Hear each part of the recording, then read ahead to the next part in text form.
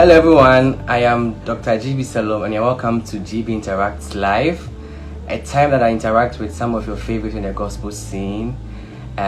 Basically, very edifying conversations, very interesting conversations. So I'm excited about today's interview. I'm most excited actually, but this one is special to me actually. I am interacting with a VGMA Male Vocal Performance nominee, a singer-songwriter, a worshiper, a guitarist, and I'm saying now that he's the voice of hope because his EP is giving us hope literally, and it's none other than Kyei Mensah. What's up, man? Yeah, cool. That's an interesting body of work you've put out there. Right. It made all of us excited. Yeah, I mean, I'm excited too. It's been a long time coming, so yeah, I'm really excited to share this with everyone. Yeah. Okay, but let's take it back a little bit. Yeah, starting. Let's start from Nyame Betche.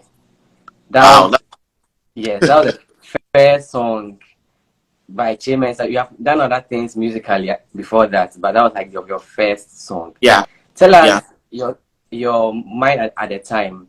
I know that time your father and Kofi Biko wrote it, but how much were you involved? So, this guy, you done your research for that's that. But I appreciate that. Yes. How much control did you have at the time? And was it like because your dad was in the scene, so he was just trying to make you be part, or it was something that you wanted to do on your own? Right. Again, hi everyone. Thank you guys for joining. Share the link so that a lot of people, because I'm going to be very, very candid and open about everything. So with Nyame Betche, I released Nyame Betche after like 4 months of leaving Central University. So like as soon as I was done with school, I just jumped straight into the music. But unfortunately, I didn't have any control over Nyame Betche because I was kind of signed to like a label. Okay. Yeah. I mean, I was about to be signed to the label, so we're going to use Nyame Betche as a test. So Nyame Betche was just to test the market. Okay. See if people would be responsive, to the music and everything. Yeah. But again, I didn't have any control over it. I mean, I just told the people that I was working with that I have a song, and I feel like this song will do well, and they were like, okay, sure, let's just go ahead with the song. I mean, we did that, and the response was overwhelming. Like, it was crazy. I would sit in church and I'll be hearing my song and I'll be seeing people sing along music. It was crazy. It was really crazy. So, I mean, my dad didn't really have control over how the song would turn out. But, I mean, when you listen to the final thing, he loved it. He absolutely loved it. And my mom loved it. And, I mean, at that time, they were a little skeptical about the fact that you're the firstborn, you're done with university, you want to go and pursue music, that kind of thinking that, like, they used to have. They don't have that thinking now. I mean, like, she should be a lawyer, doctor like you, something like that. And then a few years down the line, the same Nyame Betche and the same What Brought You Out and people are singing along and all that was making you now want to create, and you actually create for a while. Yeah, I did. Take us through your mind mentally at the time and creatively. How did that period affect you? Okay, right. So in 2019, I'll say around June or July. One of them, June or July. Yeah, I think it was July. The people that I was working with brought me some contracts, and it was like a very, very bad contract. I mean, we sent about 4 lawyers, and every lawyer was like, nah, that's not a good contract to sign. But in my mind too, I was like, I mean, at that time, my family wasn't really well to do. I jumped into the music. I didn't have any work experience or anything. So, like, getting a job and all of that. So I was thinking, let me just sign it. And it's just it was a 5-year contract. I didn't just sign it. So I would have gotten out of the contract this year. Yeah. And my mom, let me just sign it. Let me just do that and then move on with everything. Yeah.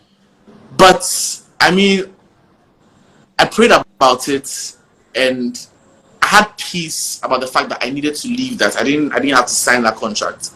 So, I mean, I remember we had a meeting with my dad and then the label reps, and we had a conversation, and we're like, you know what, we can't sign this contract, it's too binding, all of that. they got upset because in their mind, like, they spent money and they thought I would sign the contract. I thought it was a short deal. So I can. This is the time for me to explain this thing properly. The reason why Nyamabetre is not on YouTube, right, is that because I didn't sign the contract with them, and the video was on their platform, they said either I buy the video, which was for like an absurd amount of money, or they take the video down.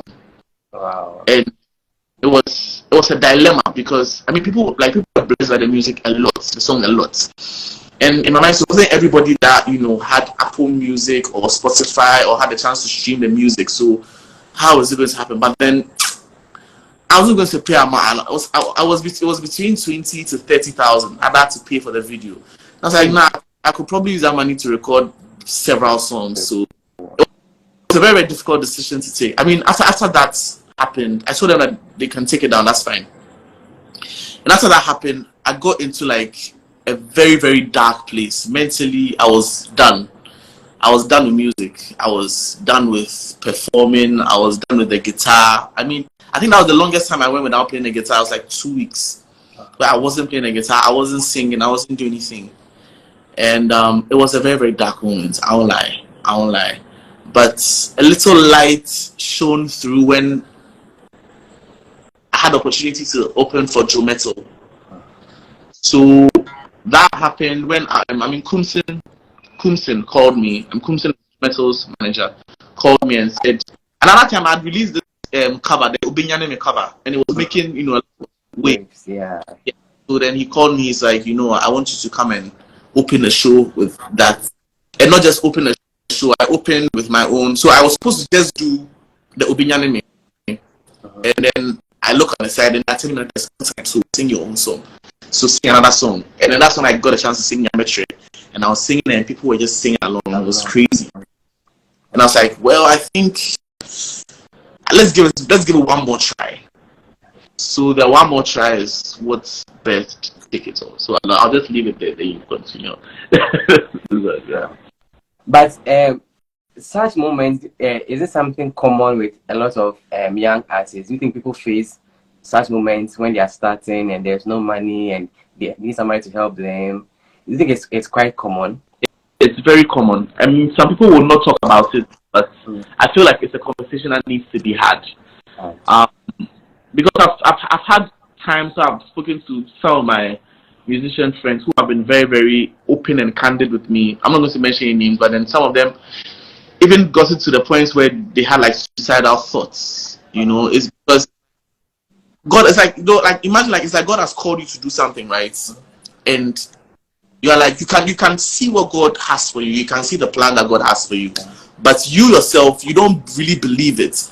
And for example, using me for example, I knew that the style of gospel that I was going to do wasn't going to be the conventional type of gospel, where it's just like, like the normal contemporary style of music, So, I've spoken to people that I had a friend who, was doing music.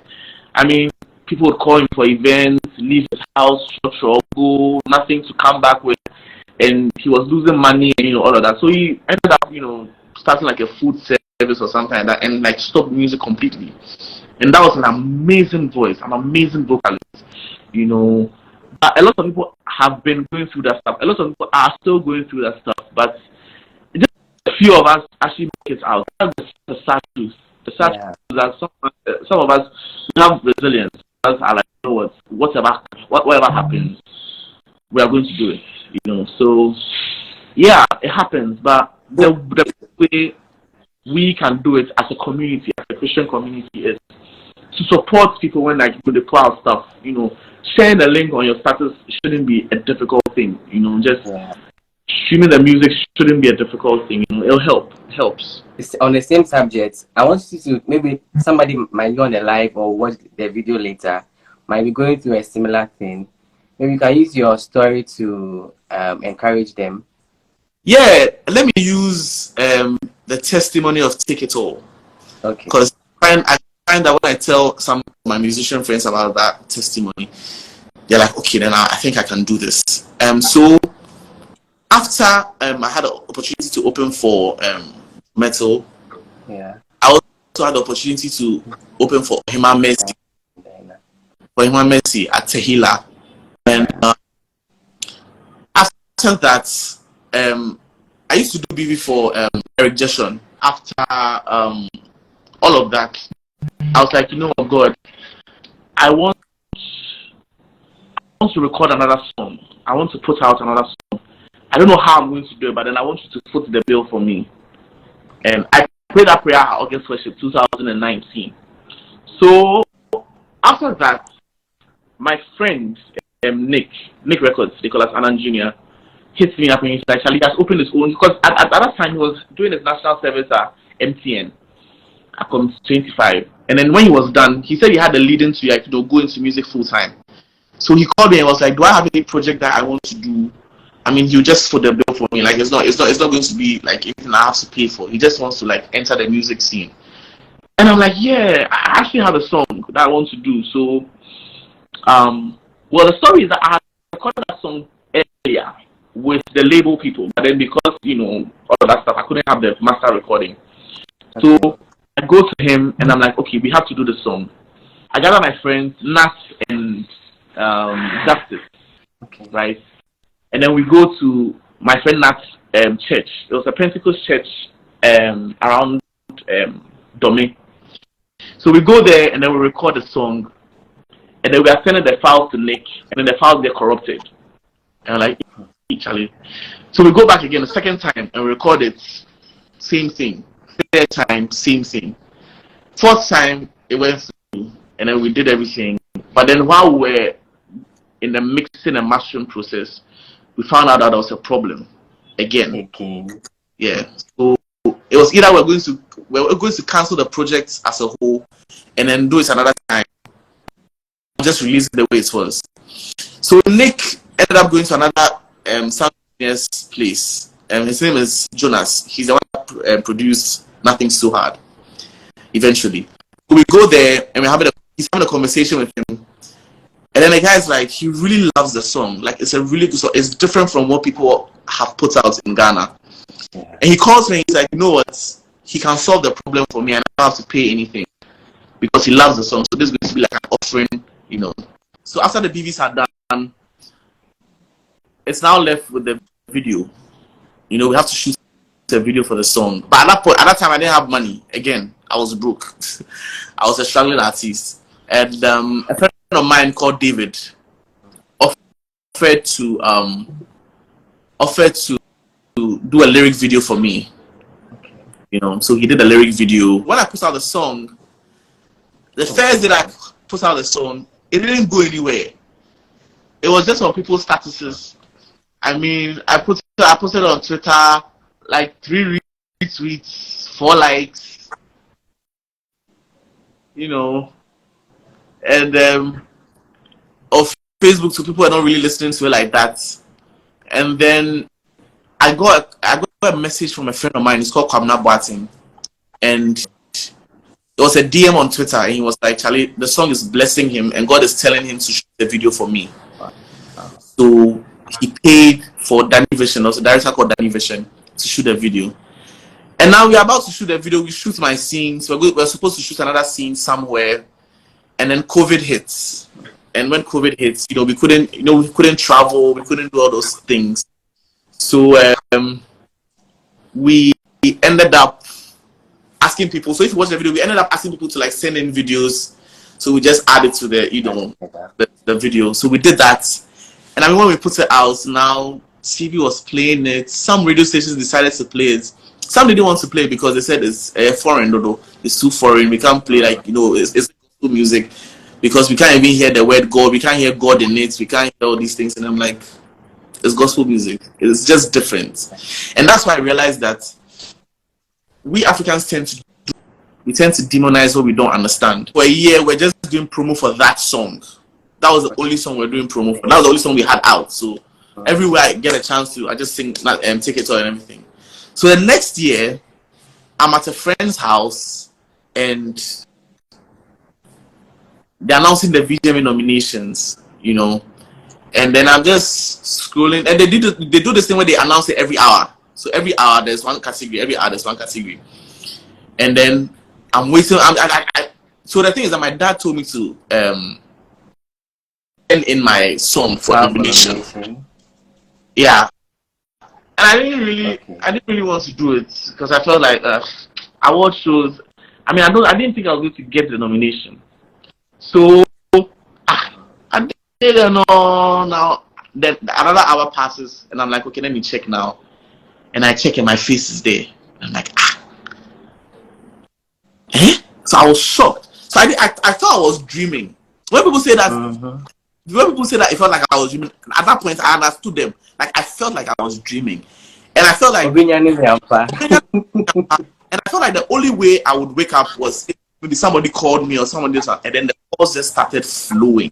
The calls just started coming. Hey, you get nomination, and So that's the story of Take It All, and that's when I knew that okay, God is using me to do something, because one, it was a very, very peculiar song to be nominated, like a gospel song that sounds like this, So I mean, so that's the story. That's how we kept it rolling. Yeah. So you were talking about when you put it out, people were not really paying attention and all that. Right. And then I'm sure after the VGMA nomination, people suddenly started trying to be like, oh, I know him. Oh, Ose, Oche. Yeah. That people usually wait until it's like maybe somebody else has endorsed you, because the same thing happened when Dan Hamilton also picked you for her show. And suddenly everybody's posting Che as if Che just came. Yeah. Does it bother you? Yeah, I mean that doesn't bother me. Yes.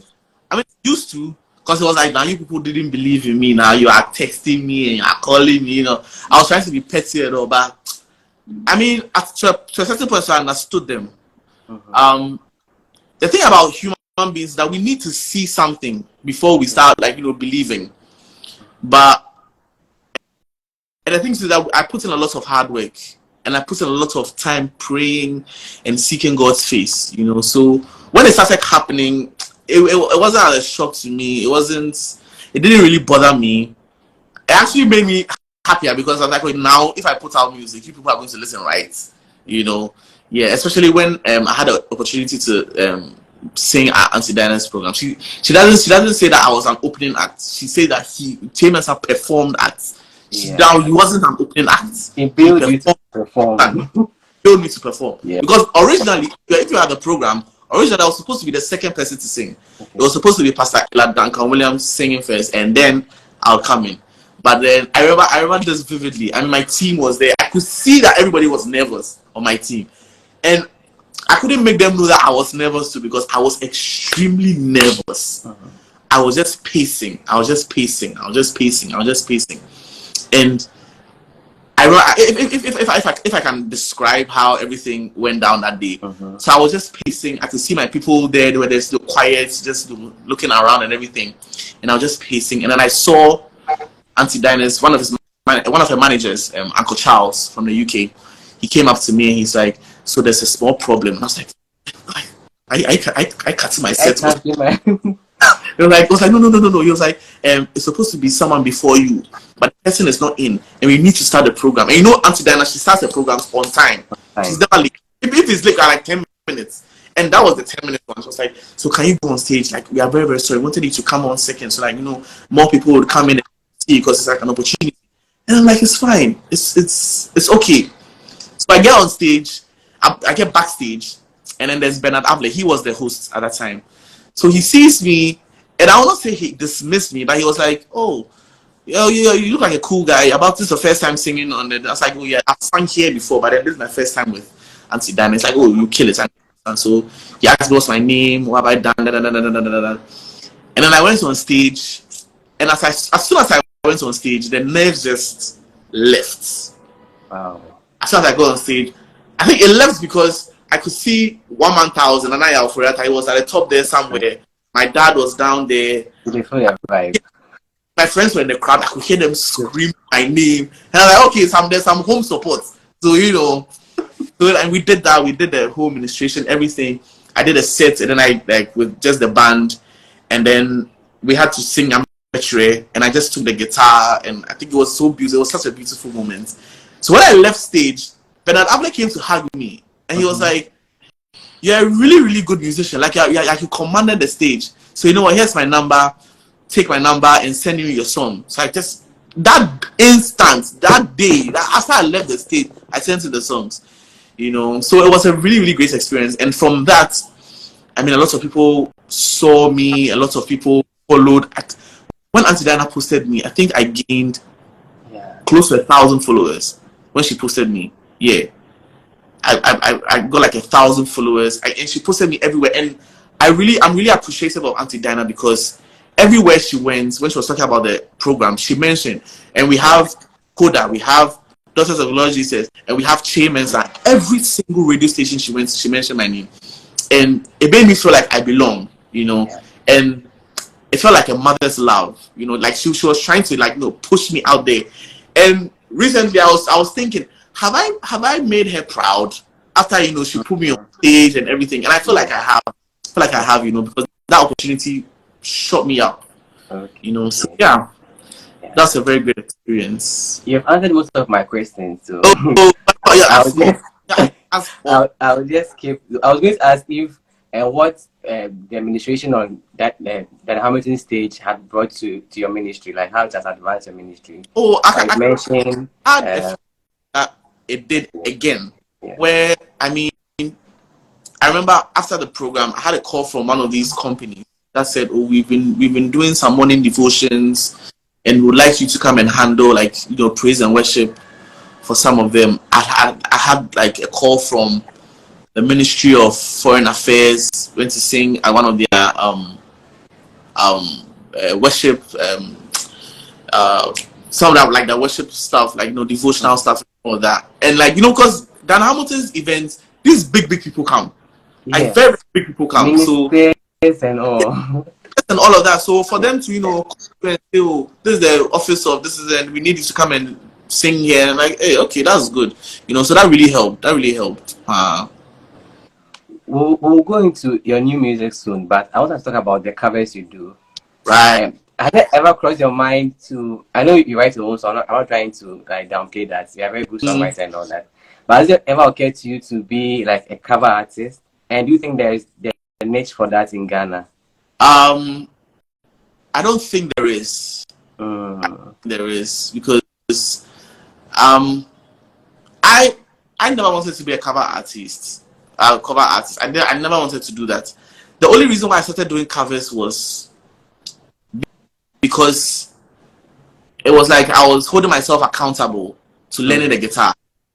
Okay. You understand? Because when I started posting the covers, I didn't know how to play the guitar like that. I just knew some 4 chords. It was just to, you know, learn how to play the guitar and everything. But when it got to a point, I think after I won the Bononi challenge, there was this Bononi challenge thing that I won. It was me, Nava, and then 2 other guys, Lord and Oti. After that, I was like, okay, now there are some eyes on me, and I was known on campus as that guy who does, you know, these covers. And it wasn't like I would just be like normal covers. I would take like a song and I would flip it.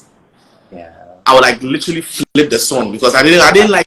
I felt like the normals, I was boring. I'm not saying that the songs were boring, but they're like, to cover a song, you get so used to it, and you're singing the same thing again. You have to add like a little spin to it. So I mean, I did that, but then I realized that people were now identifying me with covers.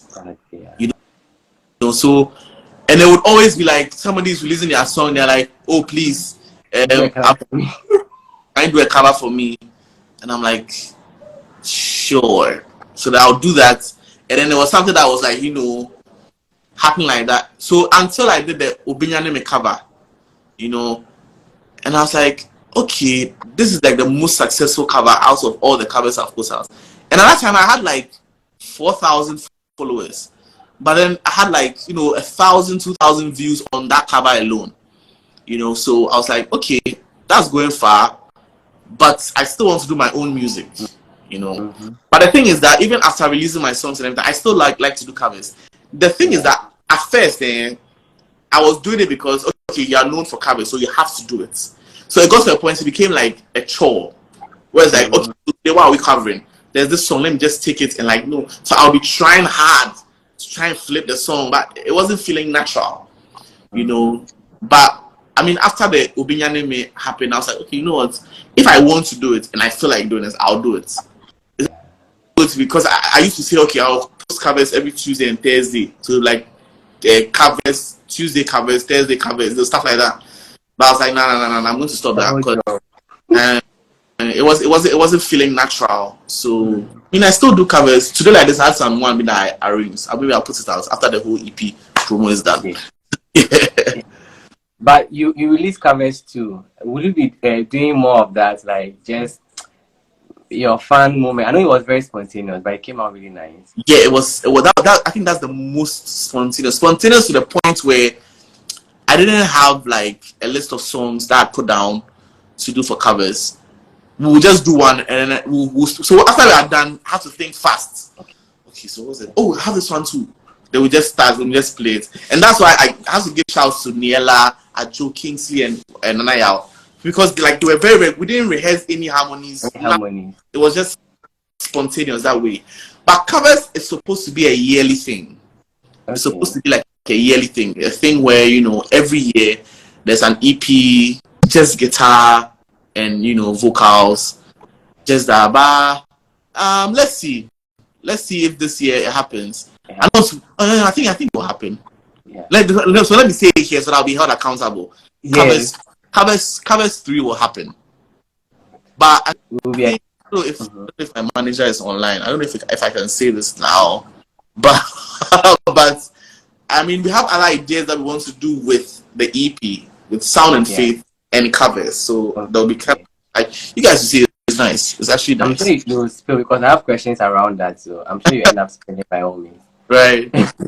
Yeah. So you had a listening session. That was awesome, by the way. Thank you for coming. Yes, thanks for having me too. And we'll be having more of such intimate like sessions because it was quite like a small crowd, just you. People love your music, and I feel like it shouldn't be a one-time thing. Right. Actually, let's see what happens. Actually, the thing was that for that event, I was very nervous. I didn't want to do an event like that. I didn't want to do like a listening session or anything. But it was my 2 managers, and then so my managers David and someone said he felt cheated. You were on the Zoom session. He was on the Zoom. How do you feel cheated? You had the chance to listen for anybody. Oh, hey, please. But I was talking to my 2 managers, David, Dunks, and Ruella, and then we're having a conversation, and then we just Nanaya brought up the idea. Nanaya too was there. Brought up the idea that you should have a listening session for your EP. And I'm like, you know, it's like there's money that I don't have, you know. Like, nah, if you make your mind that you do it. And then we actually ended up doing it. Yes, you know, so I believe it was really nice. I believe that we'll probably have more events. Yeah. I'll probably have another event. Hopefully this year. I mean, they're saying that we should have another one this year. So let's see. We'll probably have another one this year. I'm fingers crossed. If the EP does well, we'll have another one. So the listening session wasn't like part of like a planned rollout that you had. I mean, the whole Zoom and the media rounds, is it like according to a certain plan or it's just spontaneous? Hi, mommy. Oh, nice. Yeah, what's up, man? Was it part of a rollout? Yes, it was. I mean, it was. We had these plans back in January, somewhere middle of January.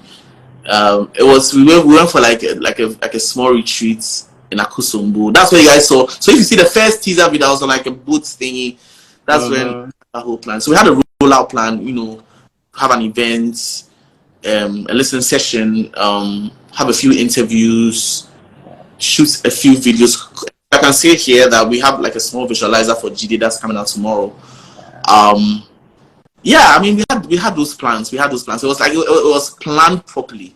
I should say that it was planned like to the T. So like at the interviews, they're like a Botswana. Yeah. That's awesome.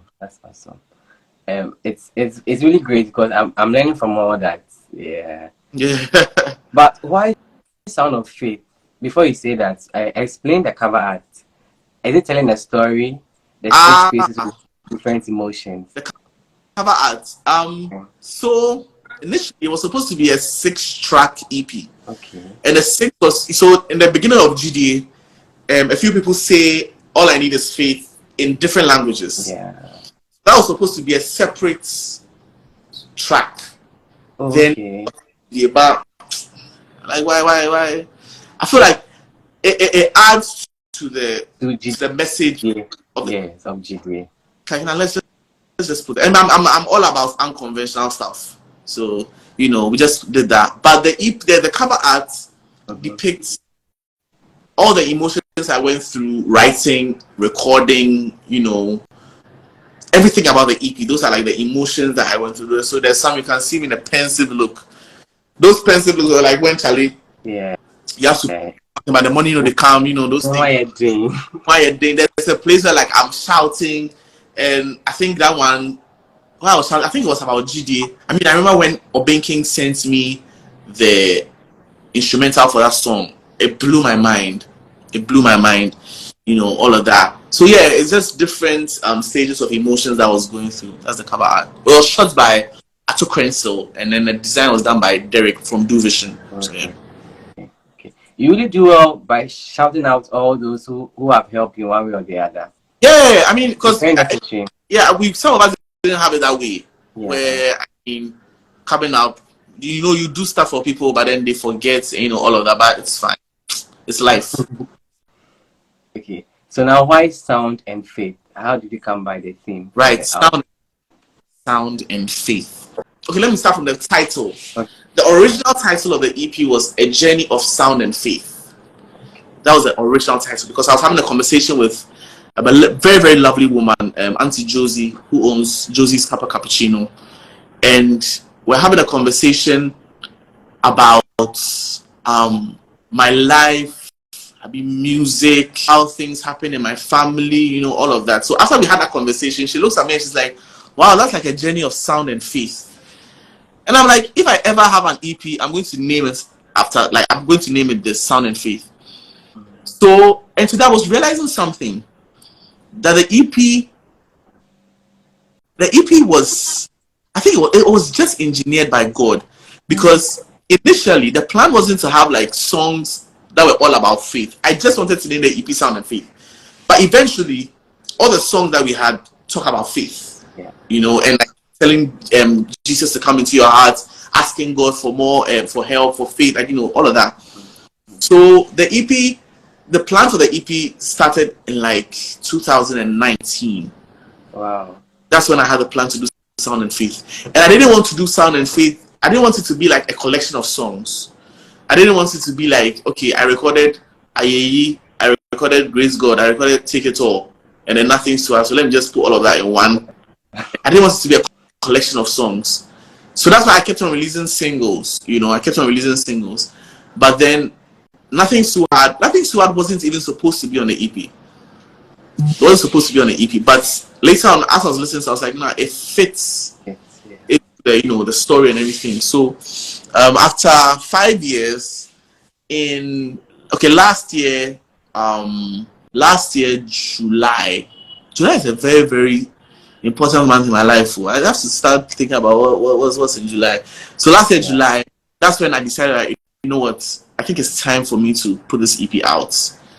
I had gone through like a traumatic experience in a relationship that I was in. And it ended, and I was sad and everything. It was like a really sad thing. And then I decided, you know what, I'm going to pick myself up by putting out this EP. So I call Nick, and then Nick is like, finally. Some of the files have been on his laptop for like years, because the song like Reason to Believe is 7 years old. Yeah. Reason to Believe is 7 years old. Your Love is about 8 years old. Yeah, 8 or 7 years old. Even before Nyame Trail. Yeah, even before Nyame Trail. These songs were there. Okay. So I go to the studio, I record some vocals, and in my mind I'm like, nah, I think I want an international touch for the EP. I don't want of course, I mean, we have talent here in Ghana, but I want like people to listen to it and think like, this is like a really solid project and it can sell internationally. So I hit up Niela and her brother. No, I think I've skipped. So Your Love is produced by Niela's brother, right? Okay. So through that, I'm like, you know what, you guys are going to come to Ghana in November. So I want you guys to produce my EP for me. I want you guys to executive produce my EP for me. So they're like, okay, sure. So they come to Ghana, and then we go to Muria Studios for like a day, so like a full day. And then we're just recording the vocals. So Nila is standing in front of me, right? And I'm singing, and she's like, stop. You need to sing like this. This is the chord. And so David too is there in the corner. He comes to stand in front of me. I think that day it was Nick, David, Niela, me, and Nisoa. Okay. Nisoa was in the studio too. So it's like, no, Nick, start again. He has to sing this one again. Nick, start again. You have to do this one again. This notes, no, you have to hit the notes. And I'm like, oh, there's this thing called just shift the note. Like, no. If they shift it, it will sound artificial. You have to hit the notes. So, there's this ad-lib in Reason to Believe. Lord, I'll put my faith in you. I will. Yeah. That ad-lib, I had to sing it like 12 times because I wasn't able to hit the Lord, I'll put my faith. I was high. No, I'm suffering. I'm flattening the notes. It was very, very difficult, but at the end of it, I mean, we produce very, very, like something very, very beautiful. Yes. So something extremely beautiful, something that like, I mean, I can hit my chest and say, we haven't heard some in Ghana before. Let me just be very, very honest. So we are done with that. And then Niela and David are like, okay, let's try and, put some strategies together. So I was literally always at their side, talking, planning, the whole EP and everything. And then in January, Nick sends us the final mix and master of the EP. And then I go to their side. And then, so there's a video on that, about that on my page. Yeah. We are listening to the... Very, very emotional. It was a very, very, very... I think the first time I heard Your Love, after, like, I hadn't heard it since we recorded it. When I heard it, I was crying. Like, I was crying like a baby. But I listened to that one before I went to the list, to go and listen with them. I was listening to this, and then all of a sudden, I was just crying like a baby. I was just crying. So, what happened like that, I called Niela. I sent Niela a voice, and I was like, Niela, the songs are so beautiful. And then she was like, "Whoa, why are you crying? Why are you crying?" And I'm like, "This is so nice." And then I call Nick. And then Nick is such a talented person because he mixed those songs. He did everything in 10 days. In 10 days, he did everything, which would normally take people like a week or two. So I call him, I'm crying. I'm like, Charlie, bro, the song that they fire. It's like, he's laughing. I was like, why are they cry? Like, he told me like that's what he's been feeling too. So we do that, and then now I'm nervous. Let me tell you something. I almost did not release the EP again. I was going to say, I'm not releasing this EP again because I was scared. Let me just put it. I'm sure you have questions about that to ask. Yeah. Yeah. Yeah. Yes. So since we are in the song, tell us just something brief about the inspiration behind. Let's just choose maybe theory of.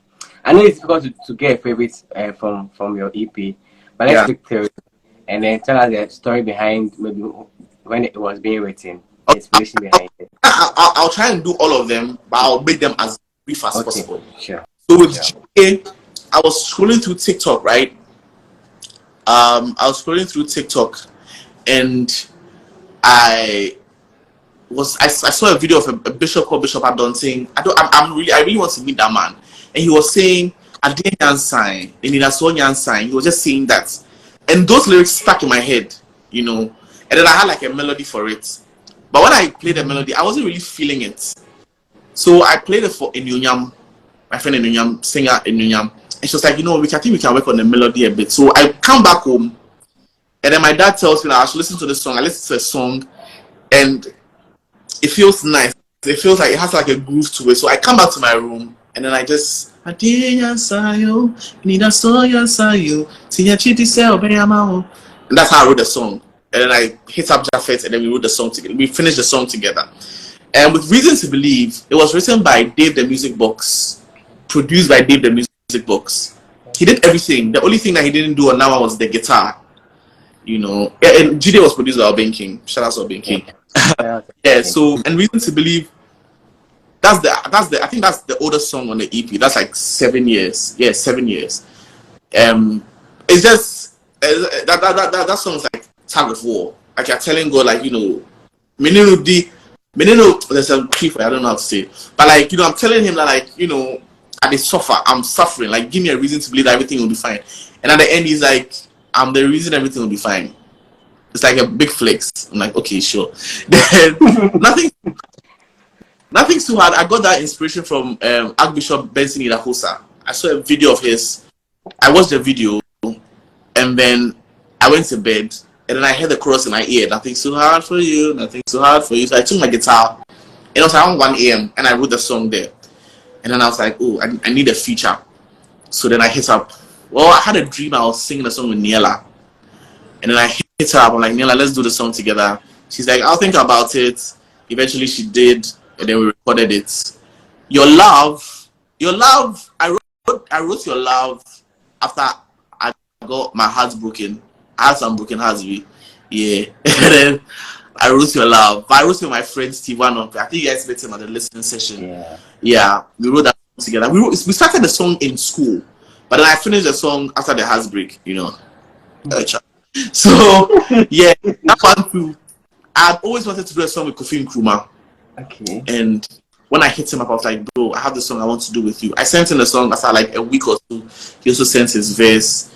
And then we did that. And then the last song, A Call to the Altar, it's actually a Pentecost hymn. Yeah. And I saw Seb Wache, who was playing this. He played a song on TikTok with this girl called Anita. She's called God Girl Anita. Very beautiful voice. So I listened to it and I downloaded it. I sent it to Nadia. I'm like, Nadia, I think you can do. I want to use this song. I want to do this song. Will you do the song with me? And she was like, oh, but you know, I haven't sung in a while. I'm like, nope, we're going to do it. So I tell Seb, but she's like, look, I like this. I want to do this song. And literally that same evening, he sends me the stems, the keyboard. He played everything, sent it to me. So that was the fastest song we recorded. Okay. So yeah, those are the inspirations behind it. Sound and Faith. Very, very, very personal. I understand why the EP sounds personal. It's therapy. It's therapy, especially Your Love. Your Love is a song that's very, very dear to my heart because not even about the heartbreak, but then the heartbreak showed me that I was dependent on other people for true love. Mm-hmm. I was dependent on other people for true love. I thought I would find true love in a girlfriend. I thought I'd find true love in money or in success in music and everything. But then truly, true love is from God. Yeah. And true love is God and it's Jesus. I was like, you know, I'll run back to Your Love. Yeah. You know, that's a huge to get Niela to do BVs on your song. Yeah. She called us kids. She called us kids. Yeah, she said we are kids. Yeah. I'm sorry, let me indulge you. So, have you found true love now? That's very good. No, I'm not searching for it. No. Christ is enough. Pardon? Christ is enough. Christ is enough. Wow. And I'm promoting my when the time is right. You see me. And for now, I'm not. Am I searching? I don't know. Probably. Yeah. When you're speaking, like a few times, you mentioned how this sound is quite different. At least, especially in the gospel space, it's like it's novel. You haven't really heard any sound like that before. Yeah. And are you settled in your mind, or you still have a bit of not challenges, but you sometimes feel like I should probably do what everyone is doing. I should just toe the line. I should just fit in. I mean, let me tell you the truth. After I did this EP, do you know the #1 song on the EP on Spotify? I follow it, so I know, but I want you to say it. It's Reason to Believe. To believe, yeah. Reason, and it is. I sent it to my managers. They were like, and they called that song "Sexy Gospel" for some reason. I don't know why, but I'm like, Ghanaians, oh my gosh, you people, you people. Yeah, they am pay. I'm like, reason to believe is number one. Then Nothing's Too Hard before GD. Oh, okay. So I think, but that wasn't what settled my mind. I think what settled my mind was after I released Nothing's Too Hard. I found out that there was a market for it, Okay. and people are getting blessed by it, like immensely. So why am I scared? Why am I saying that? Okay, let me just do what everybody is doing. Even me crowd trying to pull the line is what I did with GD. But GD cry doesn't sound like what your normal, Ghanaian gospel song. But I feel like I found my purpose. And it was shocking that after releasing this EP, I mean tomorrow will be a week since release the EP. The number of DMs I've gotten about, I didn't think a Ghanaian could do this, and you've given me the courage to also do this. So I'm going to be recording music like this too. And when I'm like, what? Then I think I'm okay because, and God reminded me of something. The week before I finished Central University, right? I got a dream, and the dream, God told me that I'm going to do His work. I have to do His work, and I'm going to do it in a very unconventional way. But then, because of that, you open the way for more people to do same. So this is who I am. This is unapologetically me. This is the type of music you're going to be hearing. You will hear one or two, high life songs, because I really want to do a song with Dana House. It's one of my dreams, But you still, of course, you'll be hearing, one or two high life, one or two Afro songs. But you'll be hearing more of the R&B. You'll be hearing more of the soul, because I tend to be that musician that people like to listen to in the morning. If I check my analytics, it's always between like 4 a.m. and 7 a.m. or 10 p.m. to 1 a.m. That's when people listen to the music, So this is where I believe this is what God has called me to do, and I'm going to do that. So there's no turning back. So I'm holding myself accountable, because this will go on YouTube. So in the years to come, I'll come back again and come and say, no, you're supposed to do this. You're supposed to be this quote unquote pace setter. So So let's talk about your influences. How did you this sound? How are you able to hone this sound? Who are you listening to? Where did it start from? What's the beginning? What's the genesis? So the genesis is Kimberell. She's the genesis. Okay. Kimberell. Not Kimberell though. Craig David. Okay. Craig David. I used to listen to Craig David a lot. I used to listen to a lot of 90s R&B, 80s R&B, just to get that sound, But then it was Tone, and then Kimberell. These two people. Tone. Listen, I listen to them. I mean, I don't know if you know Tone, but that guy. This late. No, we don't want this Tone. Out the box Tone. Like that guy. People can sing, but till now, I've not heard a vocalist like that dude. That guy can sing. And I used to listen to his music, like top to bottom. So when I was in Jonte, I had like this BlackBerry Curve, some small for me. And then when I'm going to sleep, I just put the earpiece in and I just turn it on and I just listen to only Tone and Kimberell. Just them. Learning their riffs, learning their runs. So that's where it started from. Those are my top two influences. Kimberell and Tone. But you were close to your dad when he was recording, or I'm sure you had met some of the legends when you were younger. How come that didn't also rub off on you?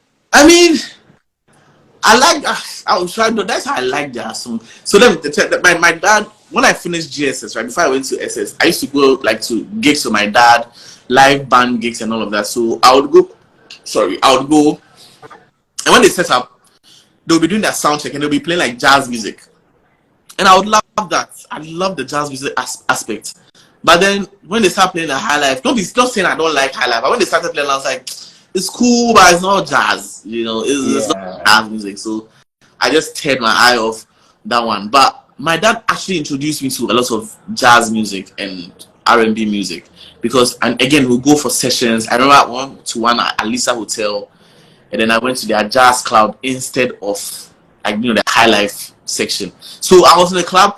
It was like a club, like it was like like a jazz, like a jazz club. So you see people, old people sitting down, and there's this small 15-year-old guy holding a coke, and he's listening. He's just fascinated by what he's hearing, So, and I think my dad realized that, and he's like, okay, his interests are more on this side than the other side. So yeah, but then I like high life all the same. Actually, the type of high life I like is like the very, very, very old one, like 1980 Mensah Taylor high life. That's what I like. That's what I like. Yeah, but then R&B mainly my influence, R&B and jazz. Yeah. Is the love on the streets, in quotes, translating into streams? This is a very good question. I think this is like one of the best questions I've heard so far. Is it for this EP? It is from bad till now. It is. I mean, my analytics, right? If I check my analytics, the number one country is the UK. Okay. I don't know if it's switched. I have to go and check. But after Nothing's Too Hard, that's why I'm always very, very grateful to Niela, because she opened me up to a whole new market, especially in the UK. So people actually thought that I was a UK artist. Okay. I like that. So as a UK artist, because like, hey, Niela and a guy in Ghana, stuff like that. But right now, if I'm seeing the support, like the support that has been shown on Twitter is amazing. Okay. It's been amazing, and it actually is translating to the streams. I think we are almost at 9,000 streams on Spotify. Yes. Okay. I mean, but what is usually the challenge? Why is that our part of the world people don't usually like to stream like that? Just is what's it. I was complaining. Somebody sends me a screenshot. He said he had music from YouTube and he converted the music and then sent it to MP3 and it's on his phone and he's listening. I'm like, so that's one of the things. I think piracy too is a part of it. Yeah. But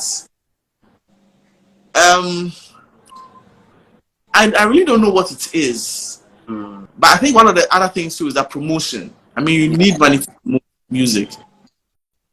Should I say this? Let me say this. It's a bit controversial, but let me say this. I don't personally, right? I want the music to speak for itself. I wouldn't want to, force myself and this is very, very controversial, so I'm going to take my time and say it. I believe in influencers, doing their job and everything. But for me, right now, I wouldn't want to do that yet.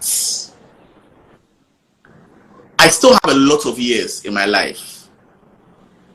I'm a small boy. I'm still in my 20s, my mid to end 20s.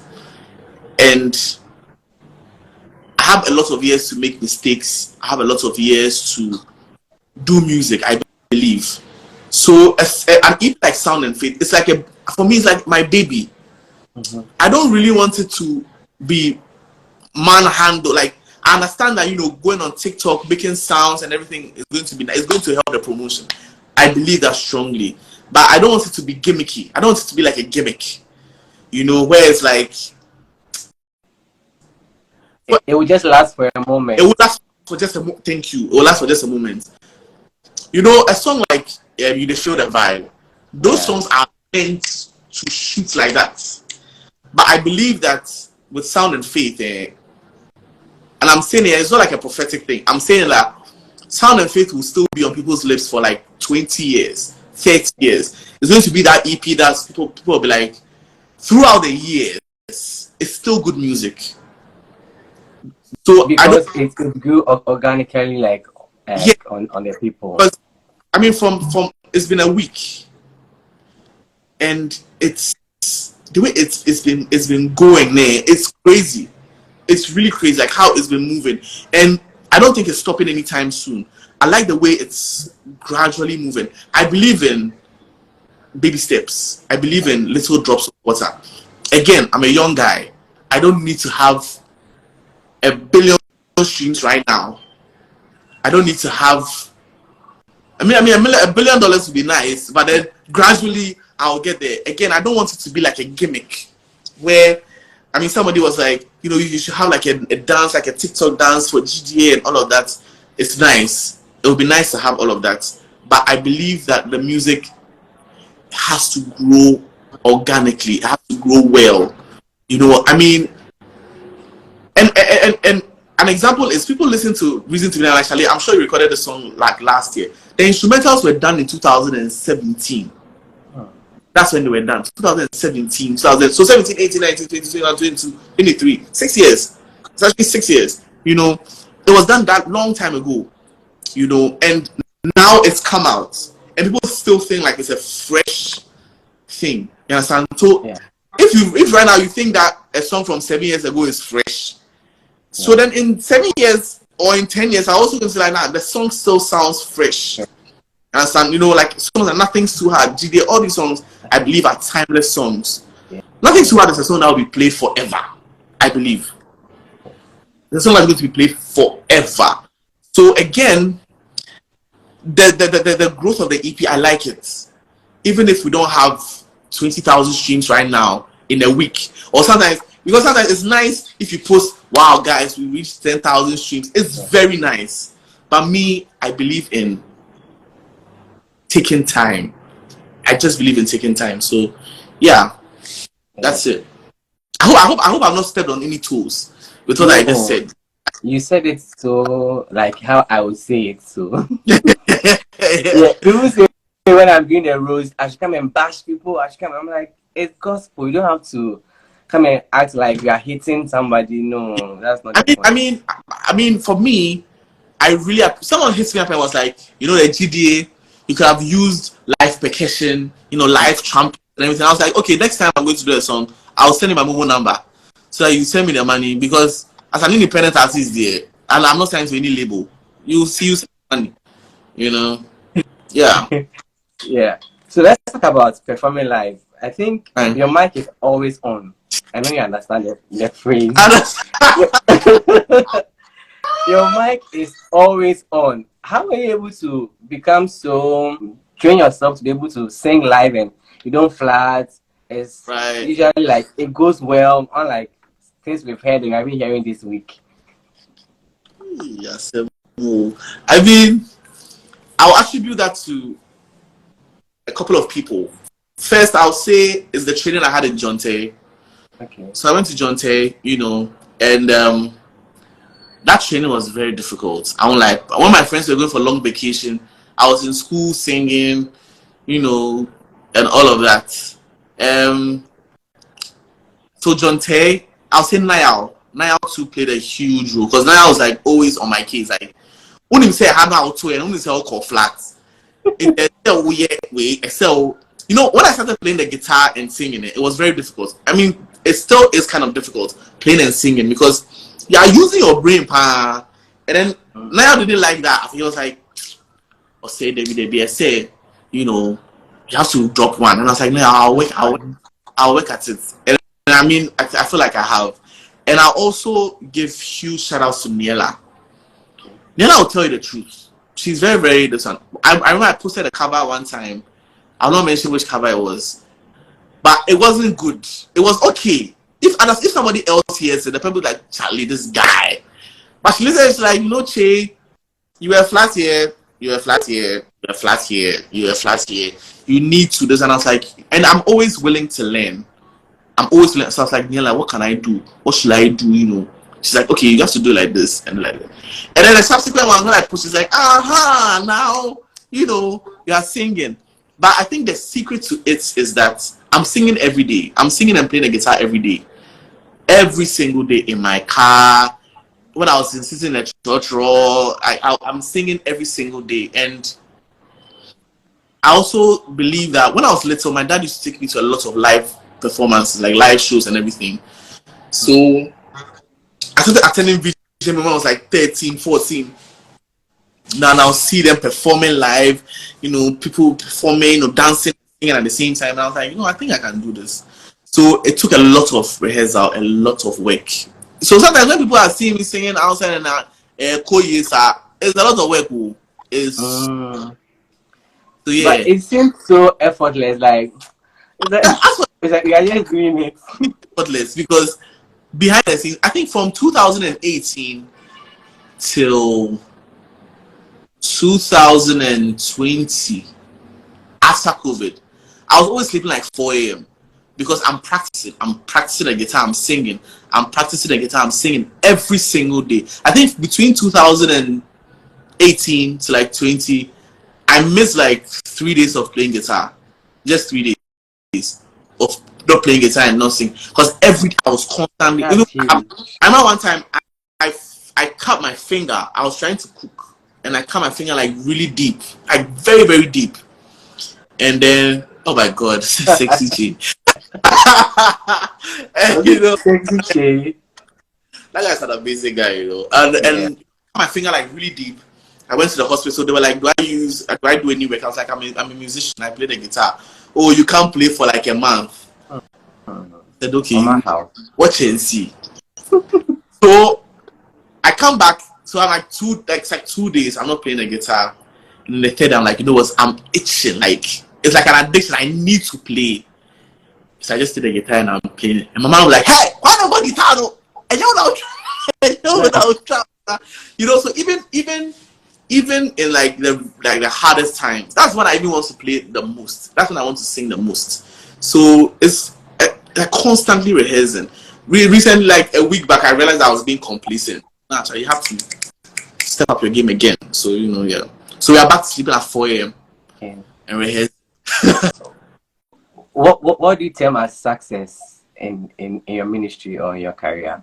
I'll say that's deep. Success.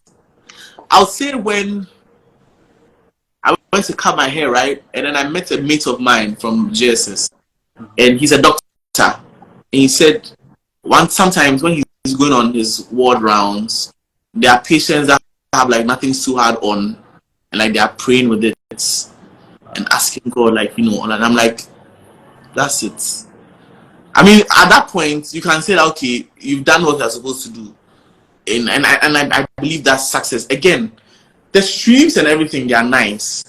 It's very nice when you have a live stream, but then when you meet people that are like, because of your music, I stopped this. Like, I'm not doing this anymore. Because of your music, I decided to go back to church. Because of your music, I decided to reconcile with my family, you know, stuff like that. Those are the things that I'm looking forward to. I mean, when I released Take It All, I was all about, you know, let's get the numbers up. Let's stream, let's get the numbers up, let's get the numbers. But right now, if you see me sharing a link every day, it's not because I want the streams to go up, but I want someone else to experience what you experienced. You understand? And I mean, for people to tell me that like your music, I remember one of the greatest testimonies I had about Nothing's Too Hard was someone said she was suffering with like a migraine for like 5 years, and she listened to the song twice, and since then till now, no more migraines. And that to me is success. That to me is success, Charlie. So even if, and it's very, very difficult to say, but honestly, if I put out a song and I believe that sometimes the music that I put out is meant for like one person or two people. You understand? So even if I put out a song and it has like 1 billion streams, if I'm not hearing the fact that, oh, somebody's life was changed through the song, it's not a success.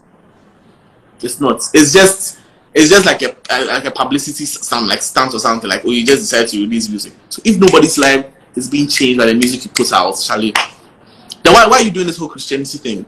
Because we are supposed to affect, like Kofi Nkrumah has this like say that I really love, affects our world. We are supposed to affect our world, you know, in a positive way. So I believe that's success. That's success. But I wanted to ask another question in line with what we're talking about. I want to change it, then we'll end with that one. Right. But you sing before we go, actually. Hey, my guitar, I feel like it's strong. Oh. We'll give you time to pick your guitar, drink some water, and then we'll take it. Then we'll end with it. Some small medley of the songs. It's not hard. It's not hard. Hey, the guitar. But no, I'm a singer. I'll show you. yes, yes.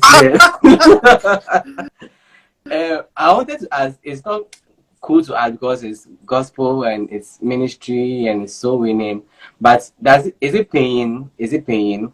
Maybe the payment might not be monetary, but you can tell us. Oh, it is. I mean, it is. And I'm not trying to say it. I mean, I'm a recording artist. We need money to record the music. We can't record with, oh, God bless you. Oh, or we can't record with exposure. I can't go to the 2,000 exposures, you know. It is. It's paying. It's paying. I mean, it's paying. Sometimes not monetary, but then sometimes there are some people in my life that are like, you know what, if I'm going to record this next song, I'm taking care of this. If I go to them, I'm taking care of that. You know, so it helped. But then it is paying. I've been able to do some stuff, you know, I've been able to do some stuff for myself, buy some nice things. When you're Japan, pardon? When you're Japan, yeah. I mean, it pays. It pays. It does. If anybody comes and the person is trying to be modest, oh, you know, it's the Lord's way. It's true, but it pays, right? Like you are seeing that you are changing your perfume and things. Like, it's paying. So recently, someone saw me and then so like, hey, Kyei, you have a new perfume. Hey, you got the money? I was like, really? Really? But yeah, it is. It's paying. It's paying. Okay. When all is said and done, right? What would you want to be remembered for? Wow, Charlie, ask me questions that is, what would I be? What would I want to be remembered for? Yes. One, the most important thing, I want to be remembered for the fact that the music that God gave me changed lives. It affected people positively. That's the most important one. It drew people back to Christ. That's the most important one. And that's not even trying to be a cliche, but that's the most important one. Secondly, that the music that I put out changed the narrative. Yeah, it changed the narrative. I want, like, in the next 10, 15 years, you enter university and then they are saying that, okay, today we're going to study the structure of sound and faith. Or we're going to study the structure of, like, whatever song I release later on, you know. Amen. I feel like, again, we shouldn't be myopic when it comes to music. We really shouldn't. Tell me why you would prefer listening to a song by Jonathan McReynolds, like a nice gospel R&B, and then when it comes to somebody in Ghana trying to do the same thing, I don't know, why don't you do some of our own? You know, it's something that baffles my mind. Because I remember I was talking to someone, and the person was like, you know, when it comes to, you know, our songs, Ghanaian people should be singing our own things. And I was like, open your phone right now, let's go to Apple Music. It is full of foreign music. Foreign songs. And I'm not even doing it because I want to prove a point or anything, but it is what I feel like I can do best. It's the best way I can express myself. So I would like to change the narrative. I'd like to let people know that, Charlie, listen, go crazy with your music. The gospel is the message. That's for the genre there. Whatever you want to do with the genre, do it. That's why some people have a problem with when they say gospel song of the year. And then it's like just different. Aretha, hi Aretha. You texted me, but I didn't say anything. Text me again, girl. Yeah.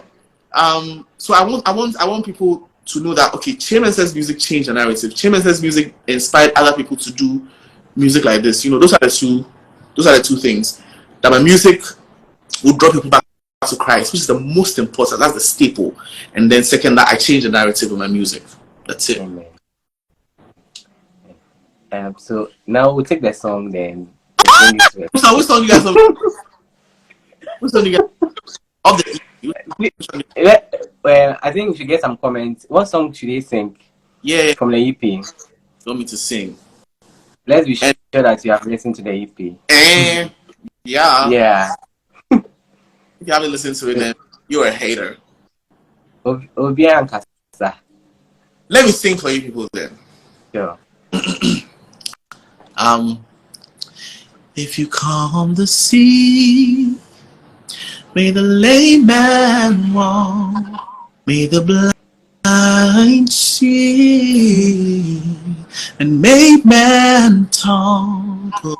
Oh, nothing's too hard for you. Nothing's too hard for you. Yeah, yeah. Nothing's too hard for you. I know that nothing's too hard for you. That's how we used to believe, right? Oh, give me a reason to believe. Give me a reason to believe. Give me a reason to believe. Oh, then GDA. Adinya sayo, enira soya sayo, sinya chiri sa, payama wo. Oh, adinya sayo, enira soya sayo, sinya chiri sa, payama wo. Your love is what calms my storm. Your love keeps me safe and sure. Your love will never run dry. Your love, so I will run. Lord, I will run back to your love.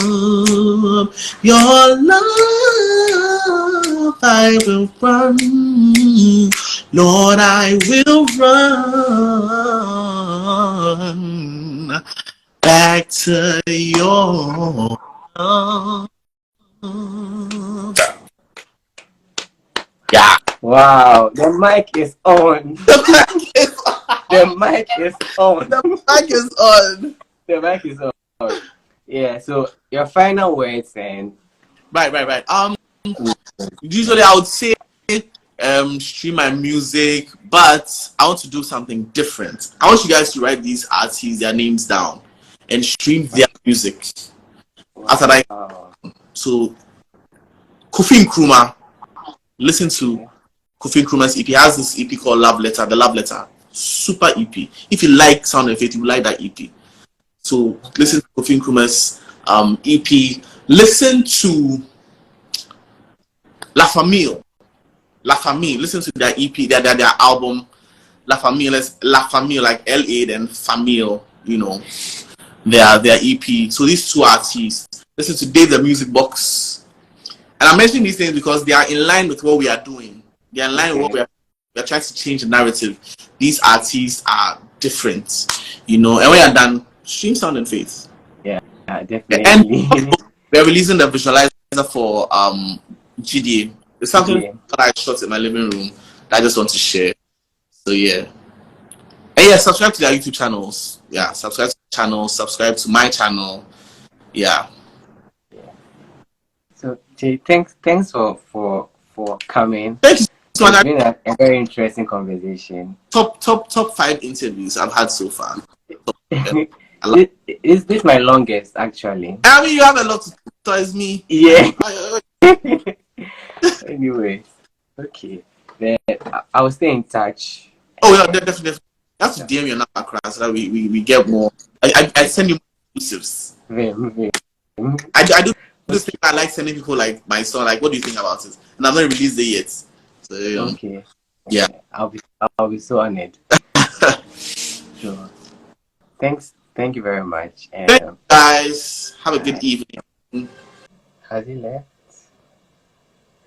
So thank you all for joining. I'm sure you've been blessed by today's interview. I'll make it available on YouTube.